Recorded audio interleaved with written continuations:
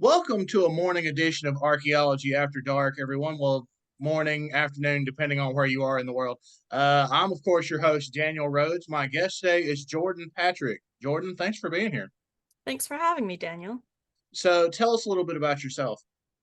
So, I did my undergraduate work at Palm Beach Atlantic University in Florida, where I'm originally from, and my degree was in history. I went on to do my master's in Celtic and Viking archaeology at the University of Glasgow, and I am now a PhD student at the University of Durham, working in archaeoscience. So, we are working on non invasive, non destructive techniques of analysis to detect early medieval paint on sculpture. So, when we talk about medieval or the Dark Ages, as you called it before we got started, what kind of time period are we looking at in like a grand scheme of things? So my research specifically covers from 500 AD or CE, whatever your definition preference is, all the way to 1100. So that's pre-conquest area, so pre William the Conqueror coming over in England. And that is really what I would define as the early medieval period. Like I was saying to you before, the term Dark Ages I think is very antiquated. It's a term I constantly am trying to get rid of and change people's perceptions of. I very much blame Hollywood for a good portion of that stigma that follows around early medieval Britain. But yeah, so that's the time period I'm personally looking at is pre-conquest Britain, so about 500 to 1100 AD. So, what is the end goal for your research? What are you trying to prove with archaeology? So, what I'm trying to prove is that all these kind of carved stone crosses and sculptures that we see in museums and the way they're presented is actually wrong. These monuments would have been brightly painted, they would have been adorned with metalwork, glass inlays. They would have been a very different visual experience to how we see them today. And I think seeing something the way it would have originally been painted or decorated can change the way audiences interact with this work of art.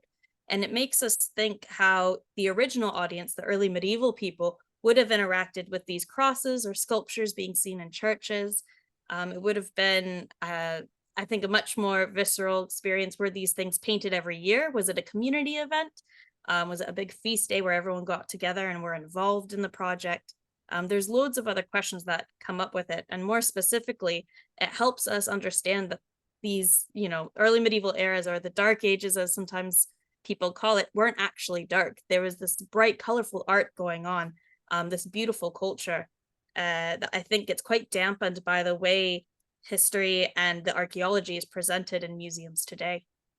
So, I'm assuming that the crosses and other artifacts that you're talking about have been in the ground, and that has caused the color to fade from them, or it's just, over time the color fades from it, whether it's been in the ground or not. So it's a bit of both. I actually find more evidence of paint on English material so far. That's not to say it's not in the Scottish or Welsh material. We know the weather is very harsh up here in Scotland, where I'm currently living. And I actually did an experiment this weekend where we painted a replica Pictish cross with historically accurate pigments. We will be leaving it outside in the weather for a year to see how the paint degrades. But a good portion of what happened was actually due to the Reformation. So once Henry VIII decided to make the Church of England and we had the start of the Protestant movement, a lot of iconography, so carvings of saints, of Mary, even of Jesus, was considered too superfluous, that the church needed to be stripped down to what it was supposed to be. And we see a lot of these carvings either smashed or scrubbed away because the paint would have been expensive to buy. So it's a display of wealth.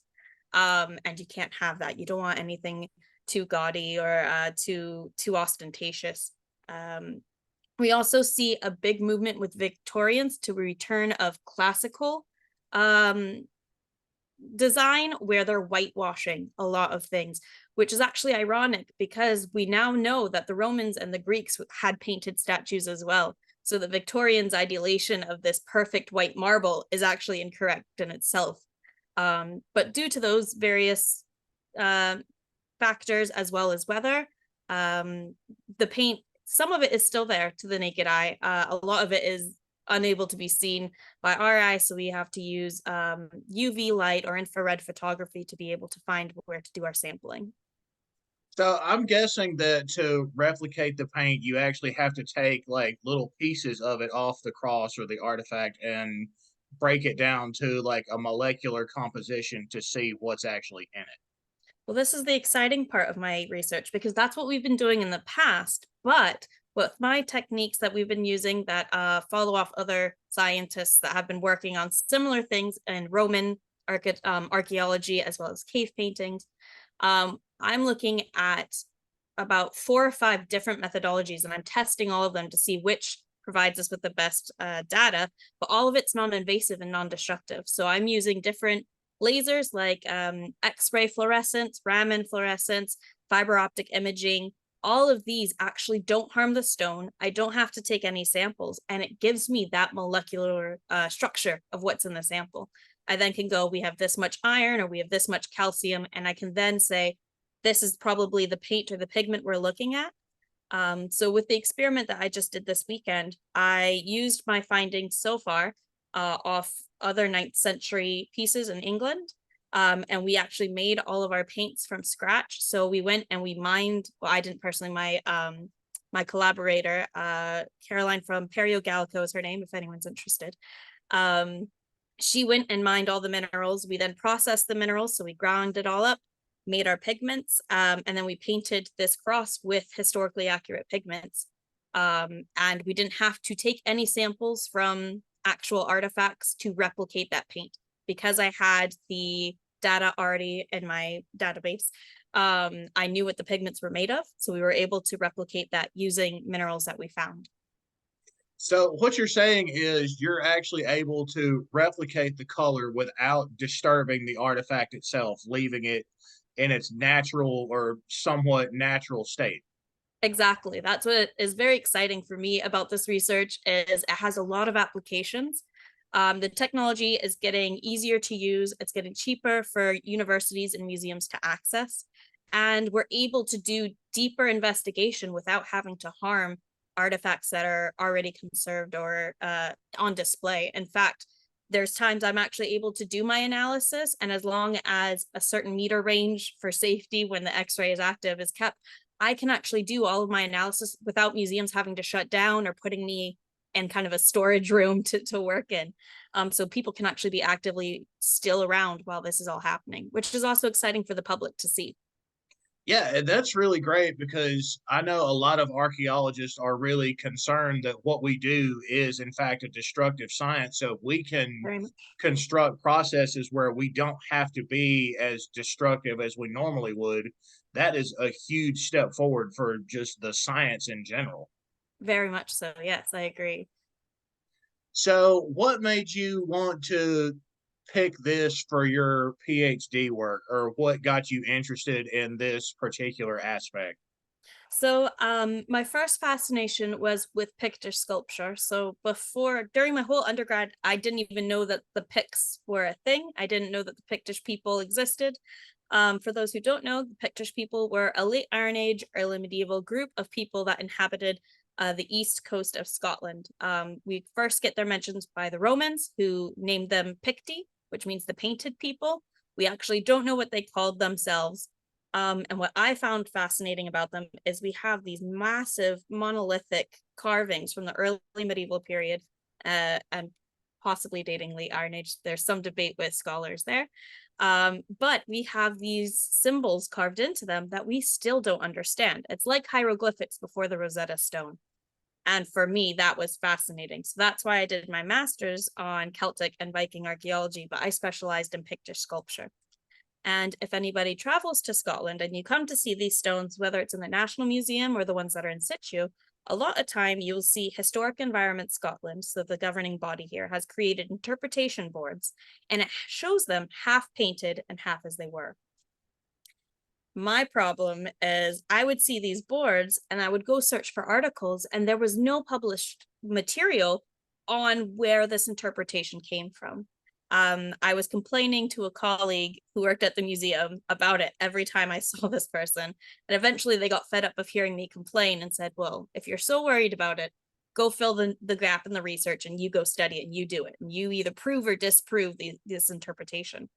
So I said, all right, I will. And after 4 years of applying for funding, finally attained the funding. And now here we are. And I can say, in fact, that there was paint on early medieval sculpture. Now my next phase is to determine exactly what were those paints, to say, are these interpretations in the way we are showing them accurate, or were they using different colors? I personally think the current interpretation boards are wrong. We see a lot of colors that were used in manuscripts, but I don't think would have been used on stone, seeing as how expensive paints were. And like we mentioned before with the weather, if these monuments were being repainted, they would want a more financially viable option for their pigment. Yeah, I've spent some time in Ireland, the United Kingdom, places like that, and I know the biggest environmental factor is the rain a majority of the year. So I would assume they would have to paint these sculptures and artifacts on a fairly regular basis just to keep the color on them. Yes. So the collaboration that I did this weekend, like I mentioned Perio Gallico before, and we also worked with a stone carver named Dave McGovern of Monarchy Rock Art, who carved the stone for us. He was also of the mindset that if these were painted once a year, twice a year, however often they needed, that it would have been a community event. That it would have brought the community together as a whole. It could have been a feast day, a celebration. They most likely would have been done maybe in the summertime. We're finding after just this first kind of phase that there actually needs to be a curing process. So now we've got questions of, were these stones carved, put up, and then painted? But then if you've got really bad weather the next day, all your work could be disrupted. Or were these stones carved in a studio, painted, left to cure, and then several months later brought outdoors to where they would be set up? We don't have those answers yet, but that's something that's been really exciting about this experiment this past weekend. Is, like with most scientific inquiry, we're getting more questions than answers at this point. But I'm very excited to test different methods or glazes that they could have put on to protect the paint, and see each year the different deterioration process. Sorry. So when we think of colors, what colors are we talking about that they would have used or that were readily available? Because I know in certain cultures or places in the world, blues are harder to come by, reds are harder to come by. Blue is definitely a color that is very rare and very expensive to get in medieval Britain. If you're wanting like a lapis blue, you're having to import that from Afghanistan. That would be very expensive. And personally, I don't think we're going to find lapis blue on at least outdoor sculpture. Maybe a very, very wealthy patron for an indoor relief in a church, but I've not found it yet. What I do find a lot of is whites, yellows, and reds. And most of those being like a chalk based white or a lead white, which is very readily available. Your yellows and your reds can be iron ochres, which is, there's plenty of that around here, and in England. Or again, you could have a lead red. There are the occasional greens that I've seen, mostly a copper variation.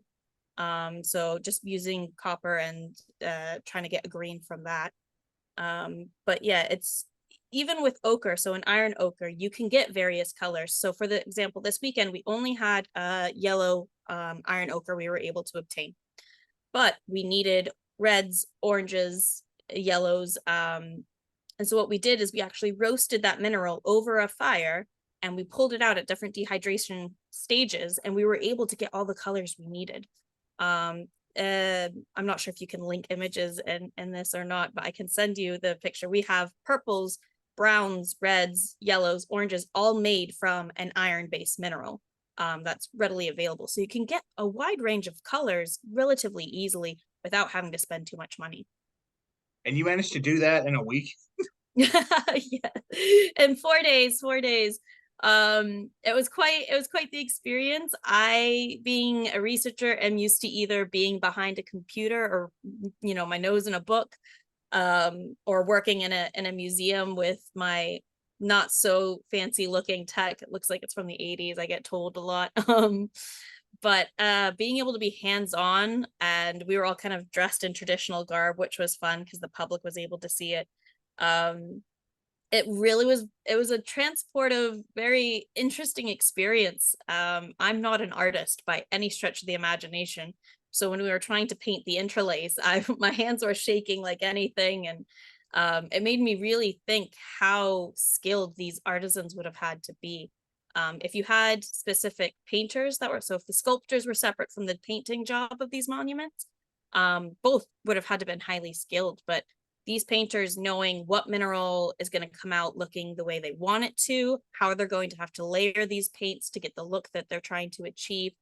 I'm wondering now, how detailed were they? We tried to add detail onto some of the garments, but because, this is all an experiment to us, some of it faded. Yeah, like I said, a whole host of questions opening up. We actually had one mineral that we thought was going to turn out this beautiful golden yellow, and when we put it on the stone, it came out a brown. So that kind of knowledge would have been firsthand for these painters. They would know how these minerals are going to interact with each other and what colors they can get out of it. So that's a whole other kind of can of worms that we have to investigate now. Yeah, I was just thinking that I'm assuming that some of these monuments can get really large, and how time consuming it would be for just a single person to paint one by hand, Absolutely. since they didn't have like a spray gun like we do now. Yeah, we were And it's also using traditional brushes. So all of our brushes were made from feathers, animal hairs, things like that. And it was very time consuming. Yeah, I'm thinking this is like a week, 2 week project of just a single man just getting a brush and just Mhm. gently painting and just being Exactly. annoying to the entire community with his tiny paint. Oh, I certainly, my poor colleagues, I think they were already getting annoyed with me as I was trying to do that interlace. I was like, we're not friends. I'm not friends with the interlace today. And they're like, you are right. I was like, no, I need a break. It's frustrating. So I can only imagine what these very skilled artisans went through and did to achieve this art. Yeah, and that's kind of the point of it though, is that they're wanting to find a way to express their, I guess, faith or belief, and that just shows their dedication to the practice that they put in this kind of work to make something that presentable. I think it also, I think it had a dual factor. I think we see, like you said, a kind of devotion to the church, to the religious culture, but also a display of wealth. Especially with Pictish art, we see in class two type stones. On one side, we have kind of Celtic iconography. So whether it's a hunting scene or these symbol sets, and then on the other side is the Christian iconography, the crosses, the interlace, biblical scenes. So they're very kind of separated. And I think that would have been, these would have been commissioned by people trying to display their power, saying, I have the authority to rule this area and I've got the backing of the church. And this is how much money I have because I can commission this stone to be made, or I can commission this stone to be repainted every year. And I can, support these artists and things like that. So I think it definitely is twofold. I think it's a devotion to their religious culture, to the church, but as well as a display of power. If these were outdoor monuments and if they were kind of working as boundary markers, the symbols and the interlace and the images on the stone are very beautiful. But from a distance, you're not going to see it because it's just going to look like sandstone or limestone or whatever's been carved. If they were painted, you could see it from a much farther distance and you can already know, oh, I see so and so symbol set. We're entering this clan's land or things like that. And I was also thinking that if it's outside and it is painted, the sunlight hitting it would actually just attract people to it. Like they could see Mhm. it from a much further distance. Absolutely, especially if you're trying to mimic. We ended up using a yellow on the cross that we were painting.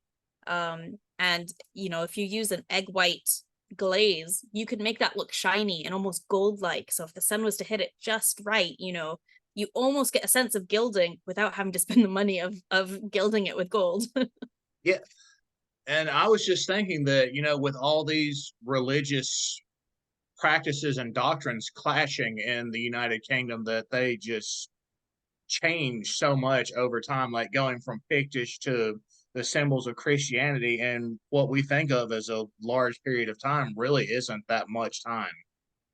Yeah, we if you look at Pictish symbols, you and the stones themselves, sometimes you get a wide range of when they're dated. Because we can't date the stones themselves, because the stones obviously are millions of years old. Um, we know that the symbol set has occurred and has been created before Pictlin has converted to Christianity. So class one type of stones just contain these simple and size symbol sets. Um, and then as Pictlin is slowly being converted to Christianity, we are seeing the half and half where you have, you know, a hunting scene on one side, a cross on the other. And then eventually the class three are just purely religious iconography and crosses. So you can see that slow process happening in the sculpture, but they can be 300 years, you know, distance between you see any kind of change. But and again, that time frame in the grand scheme of history really isn't that much time. It definitely is how, yeah, however you want to look at it. It could either be a really long time or a really short time, depending on your perception. Yeah. So we're about out of time. For so you're just now starting in your PhD program, right? Or you've been I'm in it about a little. a year and a half, 2 years in, so half-ish way done. So for people who are watching this that are wanting to get started in a PhD program or are struggling with a PhD program, what would you recommend to them? If you're looking to start a PhD program, recommend looking at the universities you're wanting to work with and specifically finding a supervisor in the topic you're wanting to work with. Having a strong supervisor is going to help you leaps and bounds. It is doing a PhD is a draining experience. I love my work. I love research. But there are times you get the PhD blues and you wonder why you're doing it. And your supervisor's there to help support you, pull you through the hard times. And you really want somebody that knows their stuff and is also there to help support the student. I unfortunately know a few PhD friends who just they don't really get on with their supervisor and they're really struggling. I'm very lucky and my supervisor is amazing. We have monthly check-ins. She keeps me on track because sometimes I procrastinate or wander off and do fun experiments instead of writing. Um, so that would be my number one recommendation is look at what universities you're on to be, look at what their student experiences are like. How do they support their students? You want to make sure if you want to teach as a teaching assistant while you're doing your PhD that they're not overworking their students. They're not expecting you to do more hours than you're contracted to do. I'm not sure if that's the same issue in the US as it can be in the UK. But for those who are in their PhD and they're struggling, remember we're doing this for a reason. There's a light at the end of the tunnel. Once we get our research out there and we can disseminate the information, it's all for the betterment of science. The more information on the past we have, the better we can help our future. Yeah, that's something a lot of students in general have a problem with is they try to do too much at once and they burn themselves out. And having a supervisor or a faculty advisor that actually, understands what you're going through and actually communicates with you properly is something that cannot be understated in value. Very much. Yeah. I owe a lot to my supervisor and my whole supervisory team. I have four of them actually, four faculty members that supervise me, and I've had a very pleasant experience with them. So it's been a very positive environment that I've found at Durham, which I'm very grateful for. Well, Jordyn, thank you so much for joining me on this morning/afternoon edition of Thank you. Archaeology After Dark. I've really enjoyed having you. Thank you. I've enjoyed being on here, and hopefully your listeners enjoyed hearing me babble on. Well, I mean, they've been listening to me for 2 years. So. All right. Thanks, everybody.